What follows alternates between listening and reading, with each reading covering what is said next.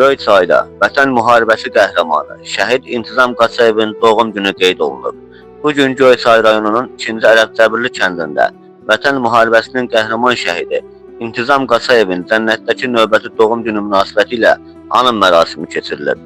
Tədbirdə Göyçay rayon icra hakimiyyətinin nümayəndələri, hüquq mühafizə orqanlarının əməkdaşları, din xadimləri, şəhid ailələri, məktəblilər, ictimaiyyət nümayəndələri və eləcə də şəhidin ailə üzvləri iştirak ediblər. Anım mərasimi Azərbaycanın ərazi bütövlüyü uğrunda canlarından keçmiş şəhidlərin əziz xatirəsinin bir dəqiqəlik sükutla yad edilməsi ilə başlayıb.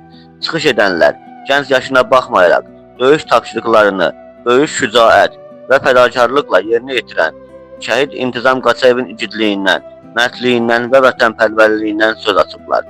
Qeyd edilib ki, İntizam Qaçayev 14 dekabr 2001-ci ildə Göyçay rayonunun 2-ci Ərəbcəbirli kəndində anadan olub. O, 2020-ci ildən Azərbaycan Silahlı Qüvvələrində müddətli həqiqi hərbi xidmət keçib. Vətən müharibəsi zamanı Cəbrayıl, Füzuli və Qubadlı istiqamətlərində gedən ağır döyüşlərdə iştirak edən şəhidimiz 23 oktyabr 2020-ci ildə Cəbrayıl uğrunda gedən döyüşlərdə qəhrəmancasına şəhidlik zirvəsinə uzalıb və Göyçay rayonunun 2-ci Ərəbcəbirli kənd qəbirstanlığında dəfn olunub. Azərbaycan Respublikasının Prezidenti İlham Əliyevin müvafiq sərəncamlarına əsasən İntizam Qaçayev ölümündən sonra vətən uğrunda cəsur döyüşçü Cəbrayılın azad olunmasına görə və Qubadlının azad olunmasına görə medalları ilə təltif edilib.